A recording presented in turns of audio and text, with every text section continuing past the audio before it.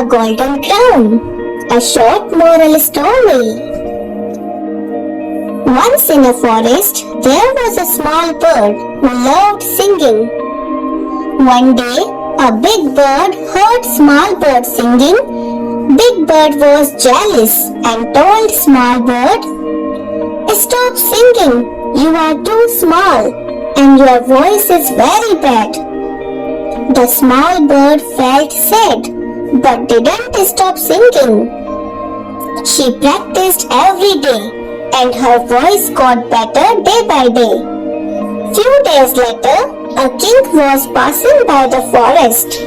He heard small bird's beautiful song and was very impressed. He gave the small bird a beautiful golden crown.